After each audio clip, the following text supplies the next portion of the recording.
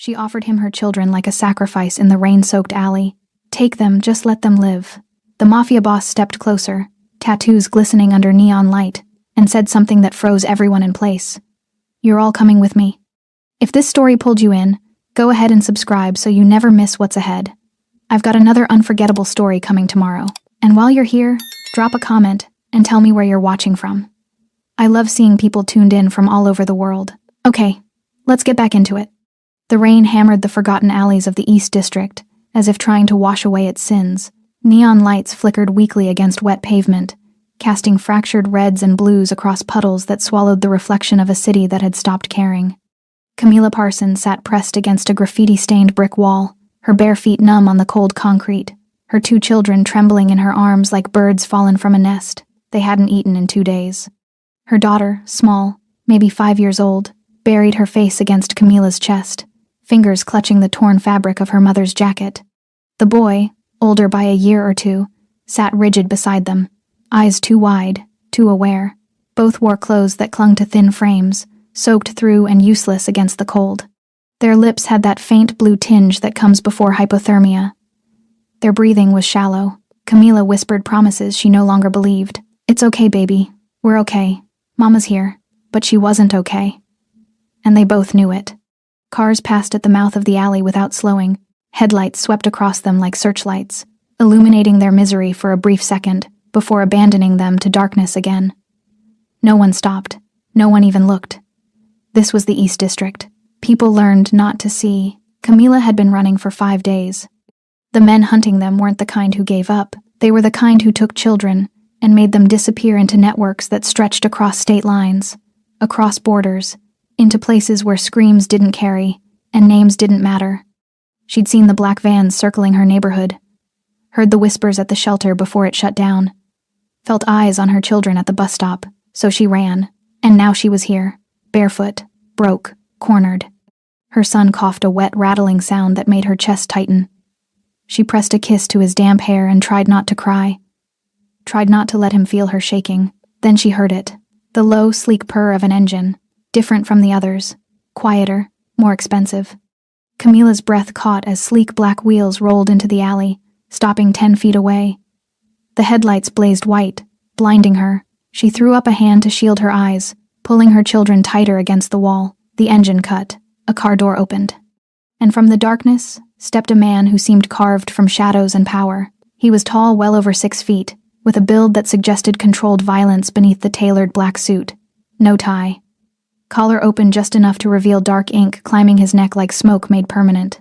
More tattoos marked his hands, intricate patterns across his knuckles that caught the neon glow as he stood motionless in the rain. His face was sharp, angular, with a jaw that looked like it had been clenched for years. Dark hair slicked back from the rain, eyes cold and assessing. Rain slid off his shoulders as if even the storm knew better than to touch him. He scanned the alley with a predator's stillness, taking in the broken crates, the overflowing dumpster, the graffiti, and finally, the children digging desperately through a torn plastic bag near the wall. Something in his expression shifted. Rage, yes, but something deeper. Recognition.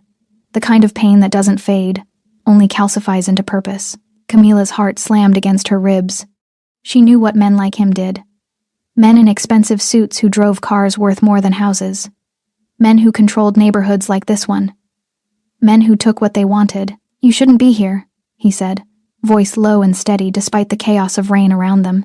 It wasn't a threat. It was a fact. Camila shook her head, rain and tears mixing on her cheeks. We have nowhere else, her voice cracked. My babies haven't eaten in 2 days. She lifted her daughter's small hand, fingers blue-tinged with cold, limp as paper.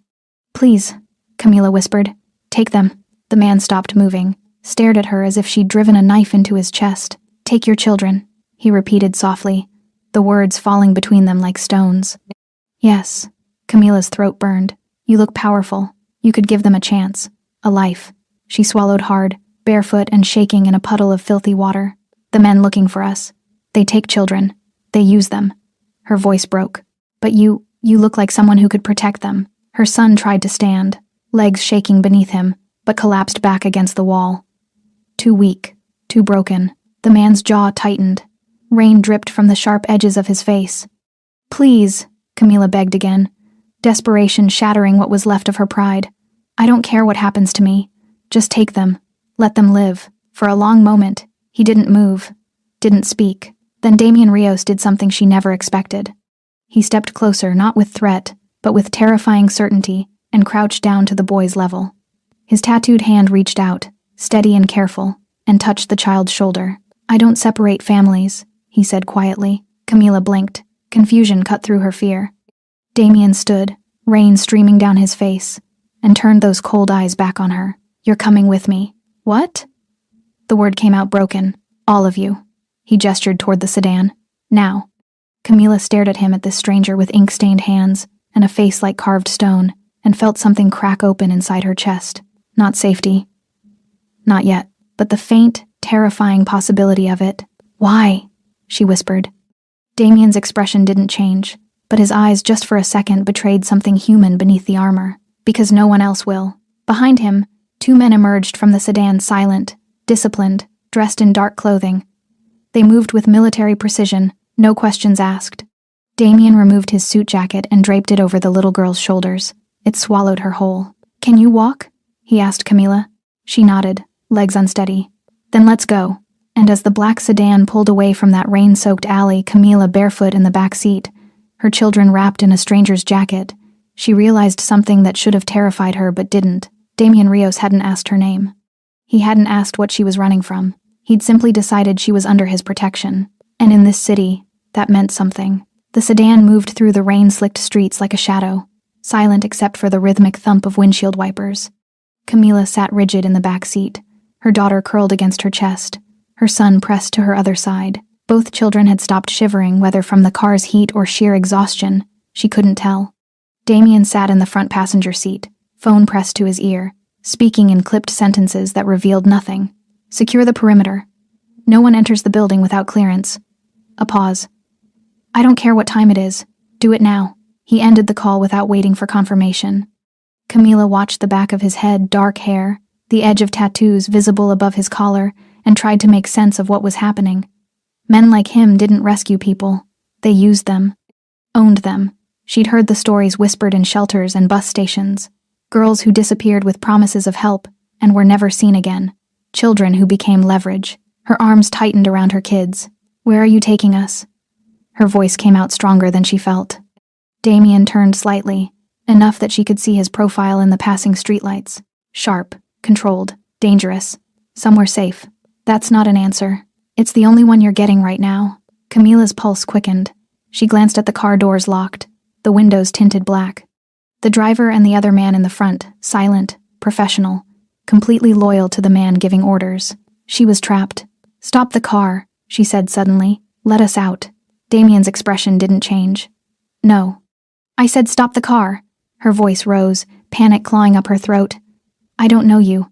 I don't know what you want from us. What I want, Damian interrupted, voice cold and precise, is for your children to eat, to sleep, to not die of pneumonia in an alley. He turned fully now, those dark eyes locking onto hers. What I don't want is to send you back out there so the men hunting you can finish what they started. Camila flinched. How do you know anyone's hunting us? Because I've been tracking them for 3 days. The car fell silent except for the rain. Camila stared at him, heart hammering. What? Damian leaned back against the seat, jaw tight. The men you're running from operate in my territory. They've been moving through the East District for weeks, targeting vulnerable families. Single mothers, runaways, people no one will look for. His voice dropped, laced with something lethal. They made the mistake of thinking I wouldn't notice. You've been tracking them? Yes. Why? His eyes hardened. Because they broke my rules. Camila blinked, trying to process. Your rules? No child exploitation on my streets. He said it like gospel. Absolute. Non-negotiable. They thought they could operate without consequences. They were wrong. The boy stirred against Camila's side, small hand gripping her jacket. She looked down at him, pale, exhausted, trusting her to keep him safe even when she had no idea how. So what? Camila whispered. You're going to use us as bait? Damian's expression shifted, not anger, but something worse. Disappointment. If I wanted bait, I would have left you in that alley and waited for them to show up. He turned back toward the front. I don't use children. Ever. The conviction in his voice was absolute. Camila didn't know whether to believe him or fear him more. The sedan pulled into an underground garage concrete. Fluorescent lights, security cameras everywhere. Armed men in dark clothing stood at intervals, eyes tracking the car's movement. The driver parked smoothly, and one of the guards opened Camila's door. She hesitated. Damien stepped out and walked around to her side of the car, crouching down so he was at eye level with her children. "You're safe here," he said quietly. "No one will hurt you." The little girl peeked out from beneath his jacket, still draped over her shoulders, and studied his face with wide, cautious eyes. "Promise?" she whispered. Damien's jaw flexed. For a moment, something human flickered across his face. "I promise." The boy watched him carefully, then nodded once. A child's instinct reading danger, reading intent. He'd learned to survive by knowing who to fear and who to trust. And somehow, he trusted this stranger. Camila didn't understand it, but she didn't fight when Damien offered his hand. She took it and climbed out of the car, barefoot on cold concrete, her children clinging to her sides. "This way," Damien said. They entered a private elevator, steel walls, no buttons visible except for a biometric scanner. Damien pressed his thumb to it, and the doors slid closed. The ride up was silent. When the doors opened, Camila stepped into a penthouse that looked like it belonged in a magazine. Floor-to-ceiling windows overlooking the rain-battered city. Sleek furniture. Dark wood. Minimalist, but expensive. Everything precise. Controlled. It felt like stepping into a different world. "Bathrooms through there," Damien said, gesturing toward a hallway. "Get them cleaned up. There are clothes in the closet. Find something that fits." Camila stood frozen, overwhelmed. "I don't understand," she said. "Why are you doing this?" Damien paused, his back to her. For a long moment, he didn't answer. When he finally spoke, his voice was quiet, distant, because someone should have done it for her. Her? But he didn't explain. Just walked toward the kitchen and opened the refrigerator. Camila watched him pull out food, bread, cheese, fruit, milk, and set it on the counter with careful precision. No wasted movement. No hesitation. He noticed the children staring and gestured toward the table. "Sit." The boy climbed into a chair, eyes locked on the food like he didn't believe it was real. The girl stayed, pressed against Camila's leg. Damien poured milk into 2 glasses, set them down, and stepped back. He didn't hover, didn't rush them, just waited. The boy reached for the bread, first slow, cautious, then faster when no one stopped him. Damien watched them eat with an expression Camila couldn't read. Rage simmering beneath absolute control. "Thank you," she whispered. He didn't look at her.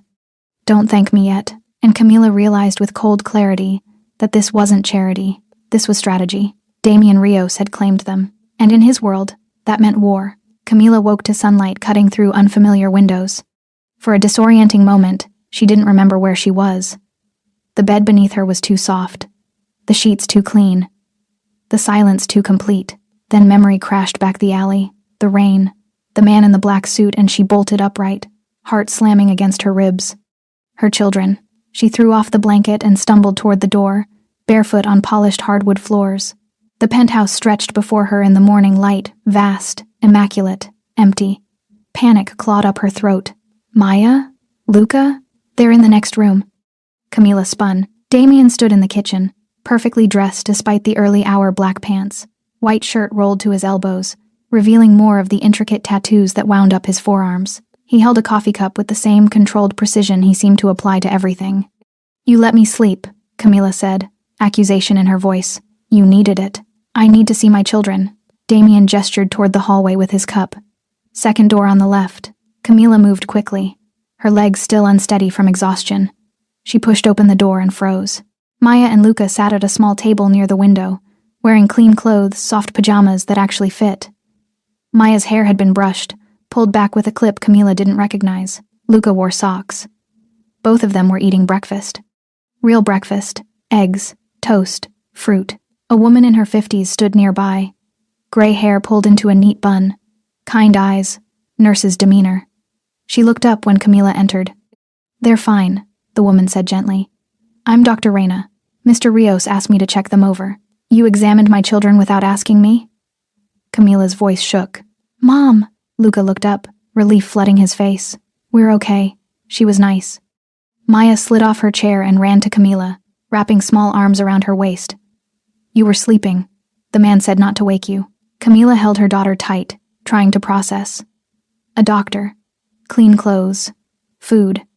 They're both malnourished, Dr. Reyna said matter-of-factly, but nothing that proper nutrition won't fix. The boy has mild dehydration. The girl had early signs of frostbite on her toes, but we caught it in time. She packed medical supplies into a bag. I'll check on them again tomorrow. I didn't agree to this, Camila said. Dr. Reyna met her eyes with surprising firmness. Would you rather I hadn't? Camila opened her mouth, closed it. The doctor softened slightly. Mr. Rios takes care of his people. You'll learn that. She picked up her bag. Make sure they eat every few hours. Small portions. Don't overwhelm their stomachs. She left without waiting for a response. Camila sank into the chair beside Luca, pulling Maya onto her lap. Her children, safe, fed, clean. It felt like a dream she was terrified of waking from. Where's the man? Luca asked, forking eggs into his mouth. Damien, Maya corrected. That's his name. He told me. Camila's chest tightened. He'd told them his name, spoken to them while she slept. The thought should have terrified her, but watching her son eat with actual color returning to his cheeks made it hard to feel anything except relief. Finish your breakfast, she said quietly. She found Damien on the balcony. He stood at the railing, city sprawling below him, 50 floors of power and distance. The rain had stopped, leaving the streets washed clean and glistening. He didn't turn when she approached. You had a doctor examine my children without asking, Camila said. Yes. You gave them clothes. Fed them. Yes. Why? Damien's jaw tightened. Because they needed it. That's not an answer. He finally turned, those dark eyes settling on her with uncomfortable intensity. What do you want me to say? That I did it out of kindness? That I'm some kind of hero?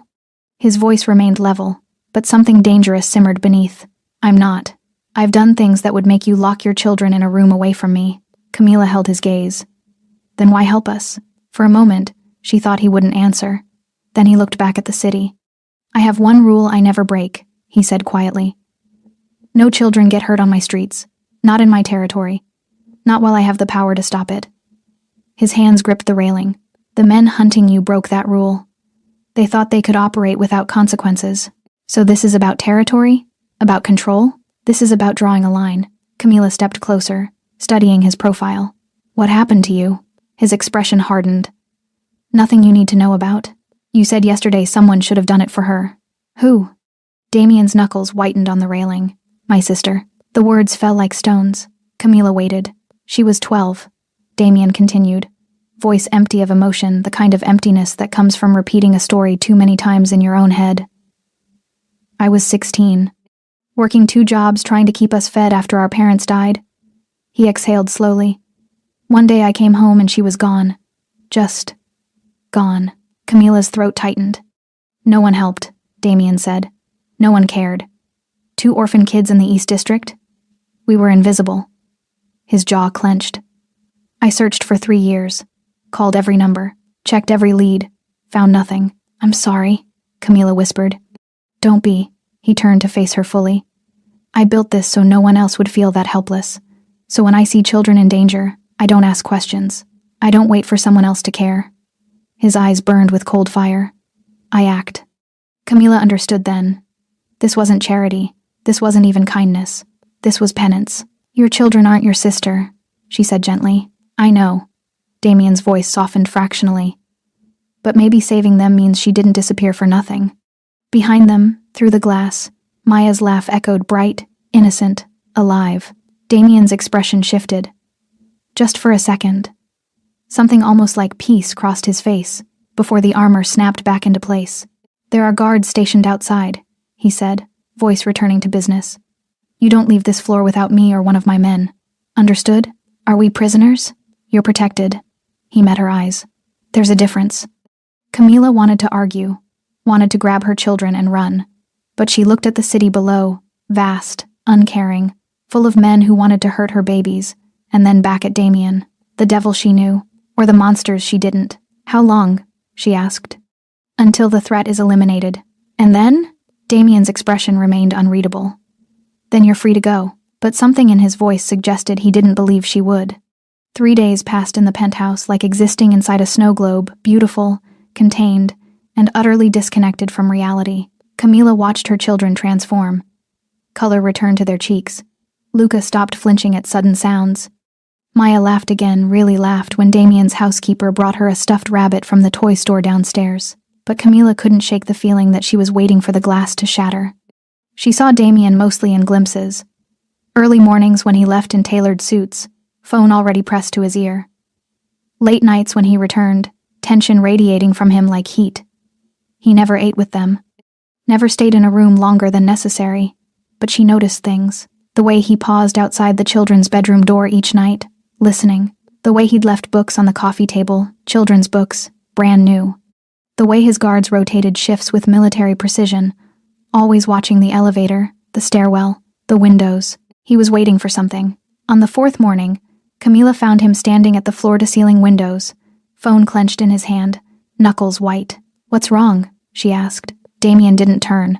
They made their move. Her stomach dropped. "Who? The men hunting you?" His voice was cold, controlled, lethal. "They hit one of my warehouses last night. Burned it to the ground." Camila's breath caught. "Why?" "Because you're here." He finally looked at her, and the rage in his eyes made her step back. "They're sending a message. Give you up, or they escalate." "Then give me up," Camila said immediately. "I won't let people die because of—" "No." The word cut through the air like a blade. "You don't understand," Camila pressed. "If they're willing to destroy your property, they'll keep coming. They'll hurt people, all because of me and my children." "They hurt people," Damien interrupted, voice dangerously quiet. "Because they're animals who think power means doing whatever they want without consequences." He stepped toward her. "This isn't about you. This is about them testing boundaries they should never have approached. People could die." "People will die," Damien said flatly. "But not you. Not your children, and not anyone under my protection." Camila stared at him, trying to reconcile the man who'd given Maya a stuffed rabbit with the one promising death with such calm certainty. "How can you be so—" She searched for the word. "So cold about this?" Something flickered in Damien's expression. "Not quite pain. Not quite regret. Because if I'm not cold, I'm useless." He turned back to the window. "Emotion makes you hesitate. Hesitation gets people killed. Is that what happened to your sister? You hesitated?" The temperature in the room dropped 10 degrees. Damien's shoulders tensed, every muscle in his back going rigid beneath the expensive fabric of his suit. When he spoke, his voice was barely above a whisper. "I was 16, working a double shift. She called me, said someone was following her home from school." His jaw clenched. "I told her to lock the doors, that I'd be there in 20 minutes. Camila's chest tightened. "I was 23 minutes, Damien continued. "When I got there, the door was open. She was gone." He finally turned, and the emptiness in his eyes was worse than any anger. "So no, I didn't hesitate. I just wasn't fast enough, Damien. I won't make that mistake again." He pulled his phone from his pocket, fingers moving with controlled precision. "Which is why I'm ending this today. What are you going to do?" "What I should have done the moment they entered my territory." He dialed a number, pressed the phone to his ear. "Gather the names. Every associate, every business, every account they've touched in this city." A pause. "I want them isolated by noon." He ended the call. Camila's stomach churned. "You're going after them. I'm removing a problem. By destroying their lives? By showing them what happens when you threaten mine." The possessive pronoun hung in the air between them. Camila opened her mouth, but movement behind her made her turn. Luca stood in the hallway, pajamas rumpled, hair sticking up, eyes wide. "Is someone coming for us?" he asked quietly. Damien's expression shifted, the cold mask cracking just slightly. He crossed the room and crouched down to Luca's level, the same way he had in the alley that first night. "Yes," he said simply. "No lies, no false comfort." Luca's chin trembled. "Are they going to take us?" "No." "How do you know?" Damien's tattooed hand rested gently on the boy's shoulder. "Because I won't let them." "You promise?" For a long moment, Damien just looked at him, this small boy who'd learned too young that the world was dangerous, that adults couldn't always be trusted, that promises meant nothing when men with power wanted something. "I promise," Damien said quietly. Luca studied his face with the careful assessment of someone who'd been lied to before. Then, slowly, he nodded. "Okay." Damien stood, and Camila saw something in his expression she hadn't seen before. Not just determination, not just rage, purpose. The phone in Damien's pocket buzzed. He pulled it out, read the message, and his expression went completely blank. "What?" Camila asked. They just grabbed one of my distributors off the street, left him beaten in front of my club downtown. His voice was ice. They're escalating. So what now? Damien's eyes met hers, and she saw the exact moment he stopped being the man who bought her daughter toys and became the one the city feared. Now I remind them why people don't challenge me. He made 3 phone calls in rapid succession, each one brief, each one final. By the time he hung up, Camila could see the pieces moving in his mind, strategies forming, resources deploying, consequences calculated. Stay here, he said. Don't open the door for anyone except my head of security. His name is Jules Tall, scar above his left eye, always wears gray. Where are you going? Damien adjusted his cufflinks with practiced precision. To draw a line they can't cross. And if they cross it anyway? His smile was cold enough to freeze blood. Then they learn what happens when you touch what belongs to Damien Rios. He walked toward the elevator, and Camila realized with cold clarity that the man who'd saved them wasn't going to negotiate. He was going to war, and her children were the reason why. Damien didn't return that night. Camila sat by the window, watching the city lights blur through rain that had started again around midnight. Maya and Luca slept in the bedroom down the hall, finally peaceful after she'd read them the same story 3 times. But sleep wouldn't come for her. She kept seeing the look on Damien's face before he left. Cold, absolute, terrifying. She kept wondering what he was doing out there in the dark. At 2 a.m, she heard the elevator chime. Camila stood quickly, heart racing, but relaxed slightly when she saw Jules step out first, the head of security Damien had described. Tall, scar above his left eye, expression professionally blank. Behind him came Damien. He looked like he'd walked through hell and burned it down on the way out. His white shirt was no longer white. Dark stains she didn't want to think about what kind marked his collar and sleeves. His knuckles were bruised, split across 2 fingers. His hair, usually perfectly controlled, fell across his forehead. But his eyes were the worst. Empty, haunted, like he'd seen something that confirmed every dark thought he'd ever had about himself. Sir, Jules said quietly, you should let me. I'm fine, Damien cut him off. Check the perimeter. Make sure we weren't followed. Jules hesitated, then nodded and disappeared back into the elevator. Damien stood in his own penthouse like he didn't quite remember how he got there. Camila crossed the room slowly, the way you'd approach something wounded and dangerous. Are you hurt? She asked. No, your hands. I said I'm fine. He moved past her toward the kitchen, pulling a bottle of whiskey from a cabinet with shaking fingers. He poured 3 fingers into a glass, drank it in one swallow, then poured again. Camila watched him. What did you do? Damien stared at the amber liquid. What needed to be done? That's not an answer. It's the only one you're getting. She should have left him alone. Should have gone back to bed, locked the door, pretended she didn't care what this man destroyed in her name. But something in the way he stood there, shoulders tight, breathing controlled like he was holding himself together by force of will, made her stay. You're not fine, she said quietly. I'm alive. That's fine enough. Damien, don't. The word came out sharp. Broken. He set the glass down too hard, liquid sloshing. Don't try to make me feel better about what I am, what I do. I'm not trying to. You should be afraid of me.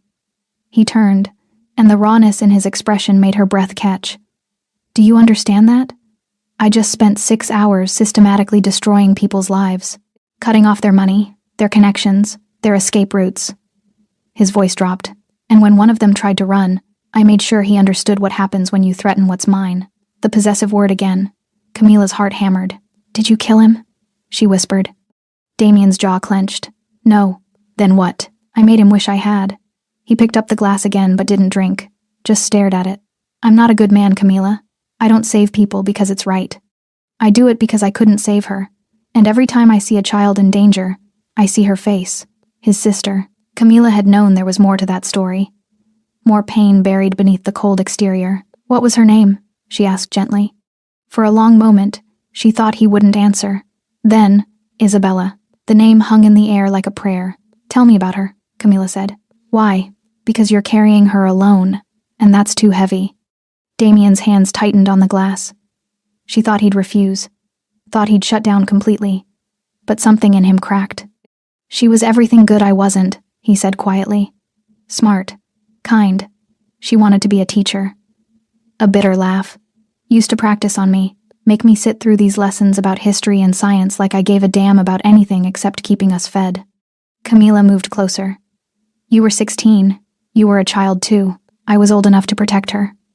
His voice turned harsh. "Old enough to know that the East District ate people like us alive, that men like the ones hunting you existed everywhere, looking for vulnerable kids no one would miss. You said someone was following her." Damien's eyes closed. "She called me from a payphone 3 blocks from our apartment. Said a man in a van had been circling the school, that he'd followed her bus." His voice fractured.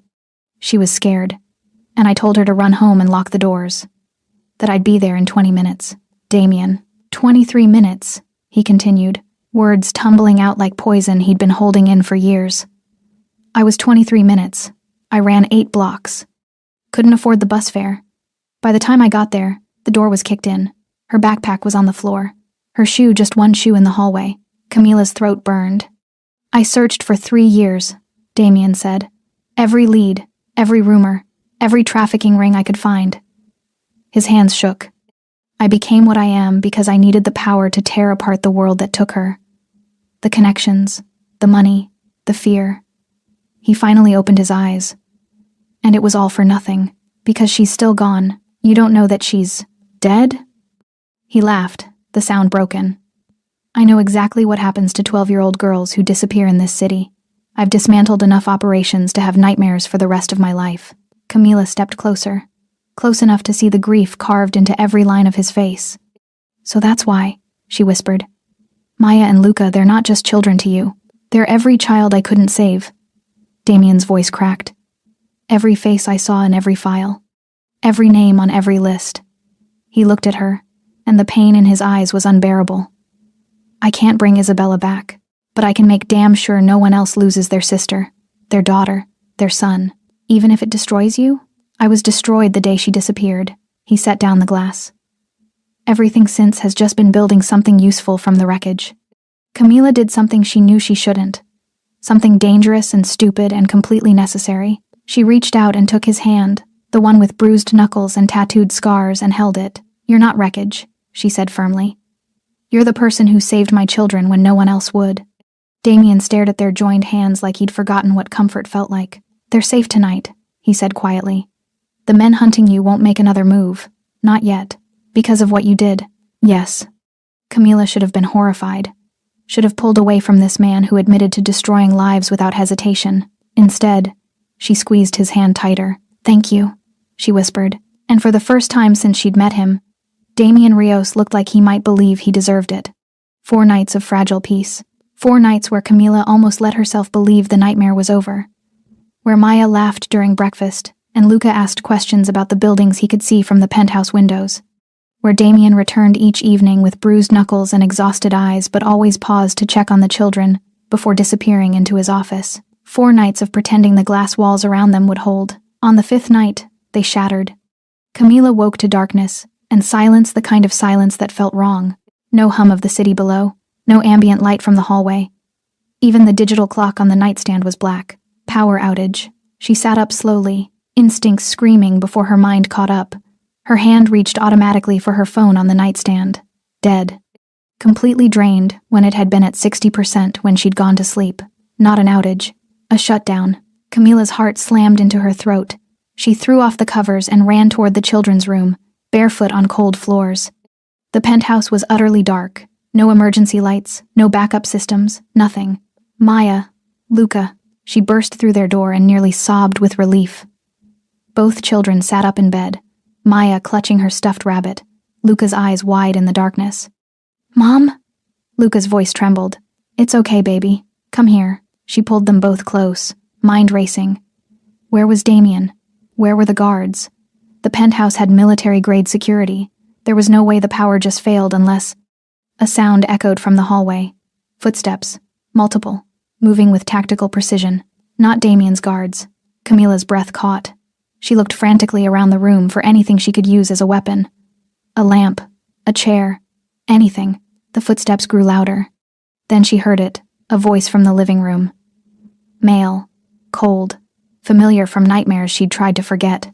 "Check every room. They're here somewhere. The men from the alley. The ones who'd been hunting her children for weeks. They'd found them." Camila pressed her hand over Maya's mouth before she could cry out, pulling both children toward the closet. Her hands shook as she guided them inside, whispering frantically, "Don't make a sound. No matter what happens, stay hidden until..." The bedroom door exploded inward. A flashlight beam cut through the darkness, blinding her. Camila shoved the children behind her, putting her body between them and the 3 men who stepped into the room. "There you are," the lead man said. He was tall, thin, with a scar running down his cheek. "Thought you could hide in Rios's castle forever? Stay back," Camila warned, voice shaking. He laughed. "Or what? You'll scream? Go ahead. Your boyfriend's guards are unconscious 3 floors down. Rios himself is dealing with a convenient fire at his east side property." He stepped closer. "That's the thing about powerful men. They think they can protect everything. But they can't be everywhere at once. Please," Camila whispered. "Just let us go. We will. The kids, anyway. They're worth good money." His smile was vicious. "You, on the other hand, you've been nothing but trouble." He raised his hand, and Camila saw the gun. Time slowed. She thought of Maya and Luca behind her. Of the life she'd tried so desperately to give them. Of the man who'd promised they were safe. Then the window exploded. Glass shattered inward as a figure crashed through from the balcony, impossibly fast, impossibly controlled. The flashlight spun across the floor, beam catching flashes of movement, a black suit, tattooed hands. Cold fury carved into every line of Damian Rios's face. He moved like violence given human form. The first man went down with a sickening crack, Damian's elbow connecting with his jaw. The second tried to raise his weapon, but Damian caught his wrist, twisted, and the gun clattered away. A knee to the ribs, a brutal strike to the throat. The man dropped, gasping. The leader, the one with the scar, grabbed Camila, yanking her in front of him as a shield, gun pressed to her temple. "Stop!" he shouted. "Stop, or I'll..." Damian froze. In the scattered flashlight beam, Camila saw his expression. Not fear, not hesitation, pure, calculated rage. "Let her go," Damian said quietly, too quietly. "Back away," the man ordered. "Back away or she dies." Behind Camila, Maya whimpered. The sound cut through the darkness like a blade. Damian's eyes shifted just for a second to the closet where the children hid. Then back to the man holding Camila. "You made a mistake coming here," Damian said. "I made a mistake?" The man laughed, pressing the gun harder against Camila's head. "You're the one who..." Damian moved. 1 second, he was 10 feet away. The next, he was there, hand clamping down on the man's wrist with crushing force, twisting the gun away from Camila's head. The weapon discharged, bullet embedding in the ceiling. Camila dropped, and Damian stepped between her and the attacker. What happened next took less than 5 seconds. A strike to the elbow that made bone crack. A sweep that took the man's legs out. Damian following him down, knee on his chest, forearm across his throat. "You put a gun to her head," Damian said, voice empty of everything except promise. "In my home. Near children under my protection." The man struggled, choking. "I told you what would happen if you touched them." "Wait," the man gasped. "Wait, please." Damian leaned closer, and Camila couldn't see his face, but she heard his voice. Soft, final. "You don't get to beg." Pressure increased. The man's struggles weakened, stopped. Damian stood slowly, stepping back. The man didn't move. Camila couldn't tell if he was unconscious or dead, and part of her didn't want to know. The door burst open. Jules appeared with 4 guards, weapons drawn, flashlights cutting through the darkness. "Sir, secure them," Damian ordered, voice returning to cold control. "I want to know how they breached the building. I want names of everyone involved, and I want the backup systems online in 5 minutes." "Yes, sir." Damian turned to Camila, and in the flashlight beams, she saw blood on his knuckles. "Are you hurt?" She shook her head, unable to speak. "The children? I'm here." Luca emerged from the closet, pulling Maya with him. Both were shaking, eyes wide with terror. Damian crossed to them in 3 strides, crouching down despite the violence still radiating from him. "You're safe," he said quietly. "I promise, you're safe." Maya burst into tears and launched herself at him.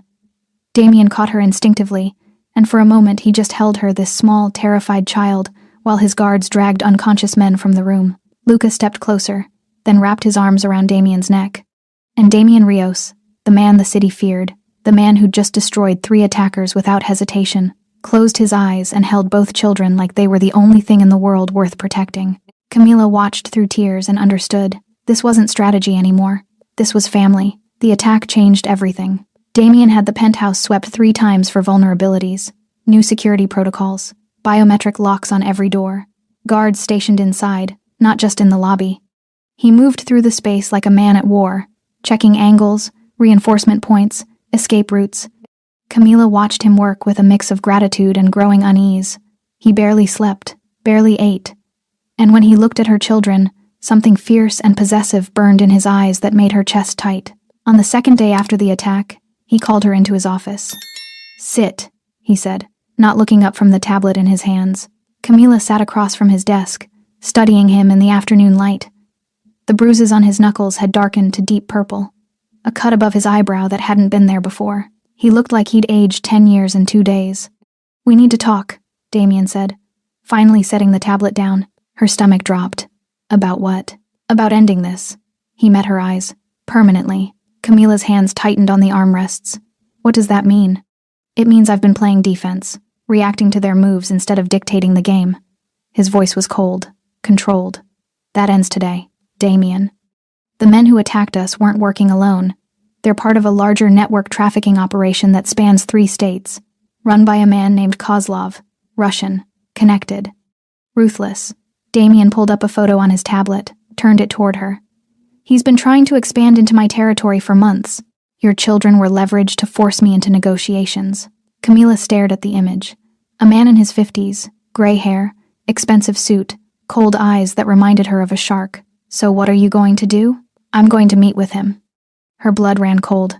"That's insane. He'll kill you. He'll try." Damien's expression didn't change. "But he won't succeed. You can't possibly know that." "Yes, I can." He stood, moving to the window overlooking the city. "Kozlov operates on fear and intimidation. He thinks I'm vulnerable because I care about protecting your children. He thinks that makes me weak. It doesn't make you weak. He's going to learn the difference between weakness and restraint." Damien turned back to her. "I've been holding back because starting a full war would put you and the children at risk. But after what happened 2 nights ago, there is no holding back anymore." Camila stood, crossing to him. "So you're just going to walk into a meeting with a man who wants you dead? Not just a meeting." Something dangerous flickered in his expression. "I'm going to his territory, the shipping docks on the east side, where he feels safest, where he controls everything. That's suicide. That's strategy." Damien's voice softened fractionally. "He needs to understand that nowhere is safe if he threatens what's mine. Not his warehouses, not his operations, not even his own territory. And if something goes wrong, if he kills you, then Jules has instructions to get you and the children out of the city.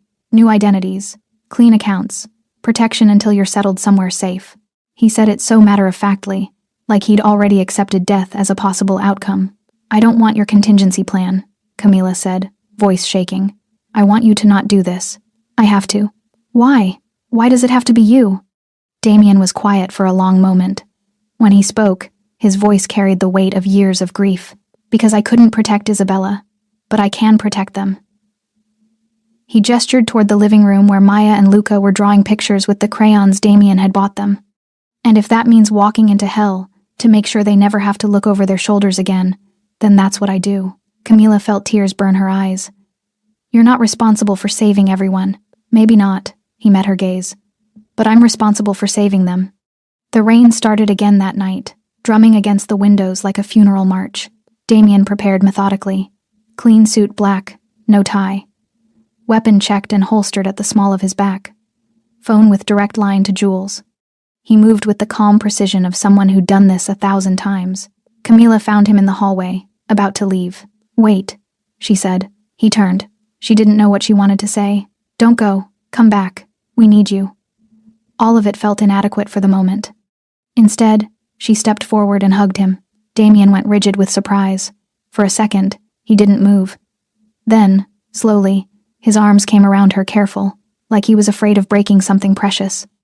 "Thank you," Camila whispered against his chest, "for everything you've done for us." His voice rumbled through his chest. "Don't thank me until this is over." She pulled back just enough to look at his face. "Promise me you'll come back." "I can't promise that." "Then promise me you'll try." Something shifted in his expression, almost like hope trying to take root in barren ground. "I'll try," he said quietly. He stepped back, and she watched him walk to the elevator. Watched the doors close, watched the numbers descend, and then he was gone. The shipping docks stretched along the waterfront like a graveyard of steel and rust. Rain turned everything slick and dangerous, puddles reflecting the sparse industrial lights that barely cut through the darkness. Cargo containers stacked like building blocks, creating a maze of shadows and blind corners. Damien's sedan pulled up to the designated meeting point, an empty warehouse at the far end of the docks, isolated from the active shipping lanes. Strategic, defensible. Exactly the kind of place someone chose when they wanted control. Jules shifted in the driver's seat. "Sir, we have teams positioned at 3 entry points. Say the word, and." "No," Damien cut him off. "I go in alone.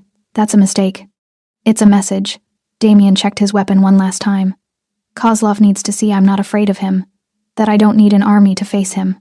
And if it's a trap, it's definitely a trap." Damien opened the car door. Rain immediately soaked his shoulders. "But it's mine too." He walked toward the warehouse entrance, rain sliding down his face, each step deliberate. The doors stood open, invitation or threat, it didn't matter. He crossed the threshold into dim light and concrete floors. Kozlov waited in the center of the space, flanked by 6 men with weapons visible. The Russian was exactly like his photo-expensive suit, cold eyes, the kind of calm that came from decades of violence. "Mr. Rios," Kozlov said, accent thick. "You came alone. Brave or stupid?" "Neither." Damien stopped 20 feet away. "Certain," Kozlov smiled. "Certain of what? That you're going to leave this city? Tonight?" The smile vanished. "You think you can threaten me? In my territory?" "This isn't your territory," Damien said quietly. "It's mine. You've just been borrowing it. Now I'm collecting the debt." Kozlov's men shifted, hands moving toward weapons. "You attack my warehouse." Damien continued, voice never rising. "You breach my home. You put a gun to the head of someone under my protection." He took a step forward. "Those were mistakes, fatal ones. You protect a woman and her brats," Kozlov spat. "That makes you weak." "No." Damien's expression turned lethal. "That makes me dangerous. Because now I have something worth burning your entire operation to the ground for." Big words for a man outnumbered. Count again. Lights blazed on throughout the warehouse. From the shadows emerged Damien's men, not just a few, but dozens, positioned on the catwalks above, behind the cargo containers. At every exit, all armed, all silent, all waiting for one word from their boss. Kozlov's face paled. "You wanted to test me," Damien said. "Wanted to see if protecting them made me vulnerable, so let me make this clear." He stepped closer, rain dripping from his hair. "Those children are under my protection. That means they're untouchable. Anyone who comes near them, anyone who even thinks about them, answers to me. You can't protect them forever. I can protect them longer than you'll survive in this city." Damien's voice dropped to barely above a whisper. "I know every operation you run, every account you have, every person you've paid off." He pulled out his phone, held it up. "One call and it all disappears. Your money, your connections, your escape routes." Kozlov's jaw clenched.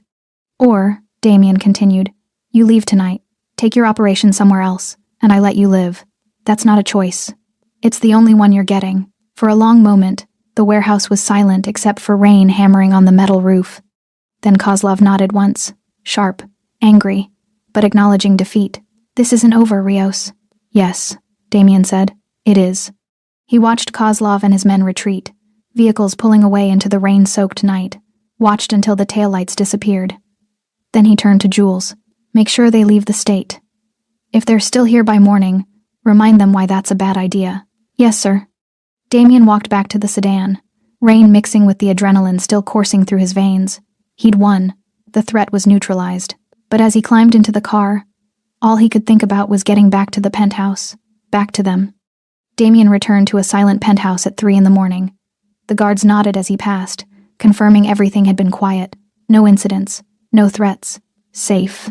He should have felt relieved. Instead, exhaustion hit him like a physical weight. He'd spent the hours after the docks making sure every loose end was tied, every one of Kozlov's associates identified and warned, every route into the city monitored.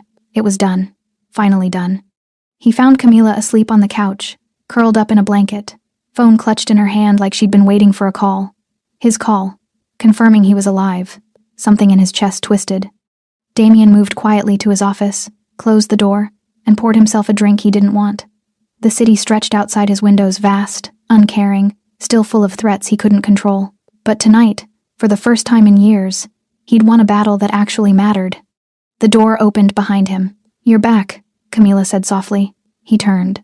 She stood in the doorway, hair messy from sleep, eyes worried. "I'm back," he confirmed. "Did you?" She couldn't seem to finish the question. "It's over." Kozlov agreed to leave the city. His operation is dismantled. The threat is neutralized. Relief flooded her face. "So we're safe?" "Yes." She crossed the room and hugged him again, sudden, fierce, like she needed to confirm he was real. Damien stood frozen, not sure what to do with his hands, with the warmth of another human being pressed against him. "Thank you," she whispered. "Thank you for keeping us safe." He should have said something, should have accepted the gratitude. Instead, he gently disentangled himself and moved to the window. "You should pack," he said quietly. Silence. "What?" Camila's voice was small. "The threat is gone. You're free to go wherever you want." He kept his back to her, knowing if he looked at her face he might not be able to say this. "I'll arrange for clean identities, bank accounts, references for housing and employment. Whatever you need to start over somewhere safe." "You're sending us away?" "I'm giving you freedom." His voice sounded hollow even to his own ears. "That's what you wanted, wasn't it? To be safe? To raise your children without looking over your shoulder?" "Yes, but—" "Then take it." He finally turned, and the look on her face nearly broke him. "Take your children somewhere safe. Somewhere far from this city. Far from men like Kozlov. Far from me." "What if I don't want to be far from you?" The question hung in the air like a grenade. Damien's jaw clenched. "You don't know what you're saying." "Yes, I do." She stepped toward him. "These past weeks, seeing how you are with Maya and Luca, how you've protected us, cared for us. I'm not a good man, Camila." His voice turned harsh. "You've seen what I do, what I'm capable of, the violence, the control. That doesn't just go away because I buy your daughter stuffed animals. I know you're not perfect. I've killed people." The confession tore out of him. "Not tonight, but before. People who threatened what was mine. People who crossed lines. I've done things that would make you sick if you knew the details." She didn't flinch. "Did they deserve it?" The question caught him off guard. "What?" "The people you killed. Did they deserve it?" Damien thought about the traffickers he'd eliminated over the years. The ones who'd hurt children. The ones who'd continued Isabella's nightmare for other families. "Yes," he said quietly. "Then I'm not going to condemn you for it." Camila's voice was steady. "You're not a monster, Damien. Monsters don't cry over lost sisters. They don't promise scared children they're safe. They don't risk everything to protect people they barely know. You barely know me." "I know enough." She crossed the remaining distance between them. "I know you could have left us in that alley. Could have let those men take my children. Could have used us as bait or leverage or whatever else would have benefited you." Her eyes shone with unshed tears. "But you didn't. You saved us. And then you kept saving us. Over and over. That doesn't make me worthy of—" He couldn't finish. "Of what?" He looked away. "Of you staying." Camila reached up and gently turned his face back to hers. "What if I want to stay?" "Why would you want that?" His voice cracked. "This life, my life, it's dangerous. Violent. You and the children deserve better than—" "We deserve to choose," she interrupted firmly. "And I'm choosing this. Choosing you. Camila, my children trust you. They feel safe with you. And I—" She took a shaky breath. "I haven't felt safe in years. Not until you." Damien wanted to argue, wanted to push her away for her own good. But God help him. He was tired. Tired of being alone. Tired of building walls around everything good, because he was afraid of losing it. "If you stay," he said carefully, "you stay knowing what I am, what I do. I know. If you stay, you're choosing this life. The guards, the danger, the reality that I have enemies who might try to hurt you to get to me. I know that too. And you're sure?" He searched her face. "Really sure?" Camila smiled, small but genuine. "You promised to protect us. Did you mean it?" "Yes." "Then I'm sure." For a long moment, they just stood there. Then Damien did something he hadn't allowed himself in years. He pulled her close and held on like she was the only thing keeping him human. "I don't know how to do this," he admitted against her hair. "How to be this." "What?" "Someone worth staying for." Camila pulled back just enough to look at him. "Then we'll figure it out together." And in that moment, standing in his office with the city glittering below and the weight of the world finally feeling manageable, Damian Rios allowed himself something he'd thought died with Isabella: hope. Morning came too bright and too real. Camila woke in the guest bedroom, sunlight streaming through windows she'd forgotten to close. For a moment, she lay there processing everything that had happened. The conversation with Damian, the choice she'd made, the terrifying, exhilarating reality that she'd chosen to stay. Voices drifted from the kitchen. Children's voices. She got up quickly, pulling on the robe Damian had left for her, and padded down the hallway. The scene that greeted her stopped her in her tracks. Damian sat at the kitchen table in just a black t-shirt and dress pants, tattoos fully visible on his arms, making pancakes while Maya and Luca sat across from him. Maya was chattering about the shapes of the clouds she could see from the window. Luca was asking questions about how tall the building was, and Damian, the feared Mafia boss who'd dismantled an entire criminal operation last night, was patiently answering while flipping pancakes with surprising skill. "Mom!" Maya spotted her first. "Damian's making breakfast." Luca grinned. He said he learned from his sister, that she used to make him practice. Damian's expression flickered pain and fondness mixing, but he kept cooking. "Morning," he said without looking up. "Morning," Camila replied, moving to the coffee pot. "You cook?" "Occasionally, when necessary." "This is necessary?" He finally glanced at her, and something warm flickered in his eyes. "Seemed like a good morning for it." Maya bounced in her seat. "Can we stay here forever?" The question hung in the air. Luca's fork paused halfway to his mouth, eyes darting between Damian and his mother. Camila sat down slowly, reaching across to smooth Maya's hair. "Would you want that, baby? To stay here?" "Yes," Maya said immediately. "Damian keeps us safe, and he's teaching me chess. And he said maybe we could get a dog if we—" She stopped, looking uncertain. "Are we leaving?" "I don't know yet," Camila said carefully. "That's something we all need to talk about." Luca set down his fork. "I like it here." His voice was quiet but sure. "I like not being scared all the time." Camila's throat tightened. Damian placed a plate of pancakes in front of each child, then sat down. For a moment, he just looked at them, these two kids who'd somehow become the center of everything he did. "If you stay," he said carefully, "things will be different than they were. No more hiding, no more running. But that also means living with guards, with security protocols, with the reality that the world I operate in has dangers. We know about dangers," Luca said matter-of-factly. "We've been running from them for months. This is different." "Is it?" The boy's eyes were too old for his age. "The men who wanted to hurt us, they're gone now, right?" "Yes." "Because you stopped them." "Yes." "Then staying with you is safer than anywhere else we could go." Luca's logic was simple, unassailable. Maya nodded enthusiastically. "And you promised. You said we were safe." Damian looked at Camila, something vulnerable in his expression. "It's your decision." "No," she said softly. "It's our decision. All of us." She thought about the life she could build somewhere else. New city. New name. Always wondering if someone would find them. Always looking over her shoulder. Then she looked at her children, faces bright, bodies healthy, laughing for the first time in months. Looked at Damian, who watched them with fierce protectiveness that went beyond duty or obligation. "I want to stay," Maya announced. "I vote stay." "Me too," Luca added. They both looked at Camila expectantly. She met Damian's eyes across the table. Saw the hope he was trying to hide. Saw the fear that she'd reject what he was offering. "Okay," she said quietly. "We stay." Maya cheered. Luca smiled a real smile that reached his eyes for the first time since she'd met him. "And Damian?"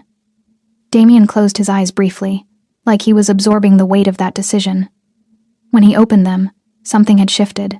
Something had settled. "Then we do this right," he said. "New school for the kids. Proper enrollment. Clean records. You," he looked at Camila, "whatever you need. Job training. Education. Space to figure out what you want." "What I want is to not be a burden," she said. "You're not a burden," his voice was firm. "Your family." The word hung in the air. "Family," Maya giggled. "Like a real family? With a dad and everything?" Silence. Camila's heart hammered. She hadn't thought about what this looked like to her children, hadn't considered that they might see Damian as more than just a protector. Damian carefully set down his coffee cup. "That's complicated." "Why?" Luca asked. "You protect us. You live with us. You care about us." He tilted his head. "That's what dads do, right?" "I'm not," Damian started, then stopped. He looked at Camila helplessly. She should have corrected them. should have explained the boundaries. But looking at Damien's expression, vulnerable and terrified, and desperately wanting something he didn't think he deserved, she couldn't. That's something we'd have to talk about, she said carefully. All of us, when we're ready. I'm ready, Maya announced. Me too, Luca agreed. Damien looked like he'd been hit. You don't understand what you're asking. Yes, we do, Luca said with that too-old wisdom. We're asking if you'll keep being what you already are. Someone who keeps us safe. Someone who cares. I'm not a good role model. You're our role model, the boy interrupted. You're the one who showed up when no one else did. Damien's jaw clenched. He looked at Camila, clearly drowning. She reached across the table and took his hand. We don't have to figure everything out today, but if you want this, if you want us, we're here. We're choosing you too. His hand tightened around hers. I don't know how to be what you need. Neither do we, she admitted. We're all figuring this out together. Maya slid out of her chair and climbed into Damien's lap without asking permission. He went rigid with surprise, but she just curled against his chest like it was the most natural thing in the world. You're warm, she mumbled. And you smell like coffee and safety. Luca laughed. That's specific. It's true, though. Maya looked up at Damien with absolute trust. You do. Damien looked down at this small human in his arms, then at the boy watching him with cautious hope, then at Camila, who was offering him something he'd never thought he could have. Okay, he said quietly, voice rough. We'll try. All of us. Together. And as sunlight streamed through the windows and the city hummed below, and two children who'd known nothing but fear finally relaxed completely, Damien Rios discovered something more powerful than any empire he'd built. Belonging. The rain stopped that afternoon. Camila stood at the floor-to-ceiling windows watching the city dry itself in pale sunlight. Behind her, she could hear Luca explaining the rules of some complicated card game to Damien, who was listening with far more patience than she'd have expected from a man who controlled half the city's underworld. Maya sat on the floor surrounded by crayons, drawing a picture she refused to show anyone until it was perfect. It felt normal, impossibly, wonderfully normal. Mom? Luca called. Can we go to the park tomorrow? The one Damien said has the big playground? Camila glanced at Damien, who nodded slightly. We'll need security, he said. But yes. Why do we need security? Maya asked, looking up from her drawing. Because some people might want to bother us, Damien explained carefully. And I want to make sure you're safe. Will they always bother us? Probably not. But better safe than sorry. Maya considered this with the seriousness of a 5-year-old, weighing major life decisions. Then she shrugged. Okay, as long as we can still go. Luca played a card with obvious pride. I learned that move from watching you work yesterday. Damien raised an eyebrow. You were watching me work? Through the door crack. You were on the phone with someone about shipping routes and distribution points. The boy grinned. You talked about strategic positioning and optimal resource allocation. You understood that? Some of it. You're really smart. Something crossed Damien's face, surprise mixed with something that looked almost like pride. Camila watched them, heart full. This was what she'd dreamed of during those desperate months running. Not wealth, not luxury, just this. Her children safe and happy, and allowed to be children. Her phone buzzed. A message from Dr. Reyna confirming their appointment for the kids' follow-up checkups next week. Another from the private school Damien had enrolled them in, welcoming them for the fall term. Real life. Building something real. Damien? Camila said. He looked up from the card game. Can we talk? Just for a minute? Understanding flickered in his eyes. He played his card, told Luca he'd be right back, and followed Camila to his office. She closed the door behind them, suddenly nervous. What's wrong? He asked immediately. Nothing's wrong. She took a breath. I wanted to make sure you're okay with all this, with us staying, with what the kids said at breakfast about family. Damien leaned against his desk, arms crossed. Are you having second thoughts? No, but I want to make sure you're not. He was quiet for a moment, studying her with those dark, intense eyes. I spent years building this empire, he said finally. Creating something that made me powerful enough that I'd never be helpless again. Never have to watch someone I cared about disappear because I couldn't protect them. I know. But it was hollow. All that power, all that control, and I was still alone. He looked toward the door, where they could hear Maya humming and Luca shuffling cards. Then you showed up, in that alley, barefoot and desperate, and offering me your children because you thought it was the only way to save them. Camila's throat tightened at the memory. I should have just given you money, Damien continued. Set you up somewhere safe and moved on. That would have been smart, strategic. Why didn't you? Because when I looked at your kids, I saw her, Isabella, and I couldn't." His voice cracked slightly. "I couldn't walk away and spend the rest of my life wondering if I'd made the same mistake twice." Camila stepped closer. "This isn't a mistake, isn't it? I'm dragging you into my world, my dangers, my complications. You're offering us safety, security, a chance to stop running." She touched his arm gently. "That's not a mistake. That's a gift. I don't know how to be what they need," he admitted. "A father figure, a good influence. I'm a criminal, Camila. I break laws, hurt people, make decisions most would call immoral. Do you hurt innocent people? No. Do you protect the vulnerable? When I can. Do you care about my children?" His answer was immediate. "Yes. Then that's enough. We don't need you to be perfect. We just need you to be you." Damien looked at her with something like wonder. "How are you so sure about this?" "Because for the first time in years, I'm not afraid." She smiled. "My children laugh. They sleep through the night. They talk about the future like it's something real, instead of just surviving today." Her eyes shone. "You gave us that. You gave us hope." He reached out slowly, cupping her face with one tattooed hand. "I don't deserve you. Maybe not. But you've got me anyway." The kiss was gentle, careful, like he was afraid of breaking something precious. When they pulled apart, Camila rested her forehead against his. "We're really doing this?" he whispered. "We're really doing this." A knock on the door made them step apart. "Come in," Damien called. Luca poked his head in. "Are you guys done talking?" "Because Maya finished her picture and says she'll only show it to all of us together." Camila laughed. "We're coming." They followed Luca back to the living room where Maya stood holding her drawing with obvious pride. "Okay," she announced. "Close your eyes."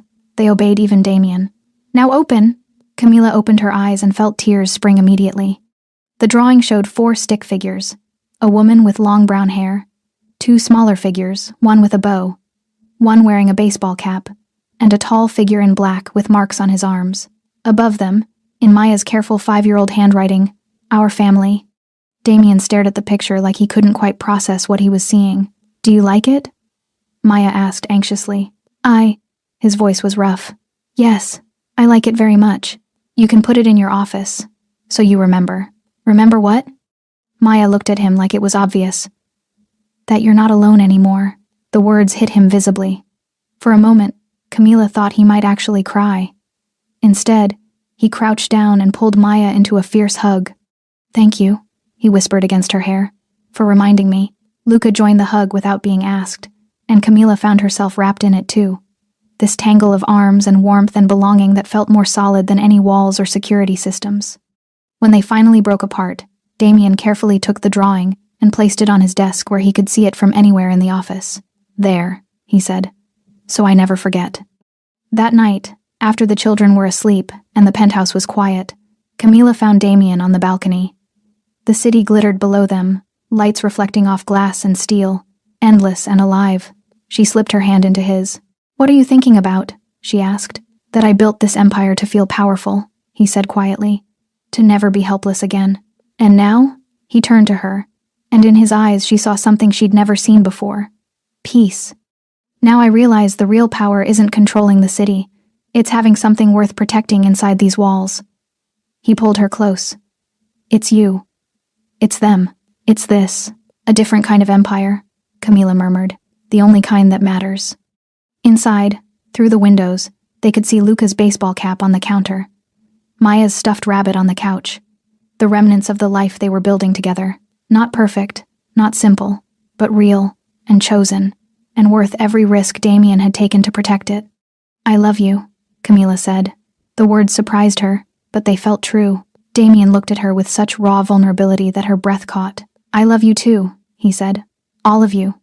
And as they stood there overlooking the city that had tried to break them, rain-washed and quiet under emerging stars, Damien Rios finally understood what his sister would have wanted for him. Not revenge, not power, just this.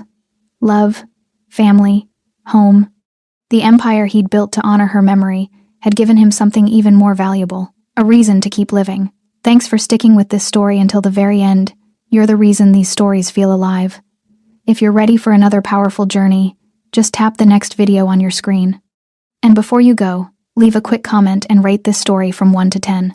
I'm excited to read your thoughts and connect with you in the comments.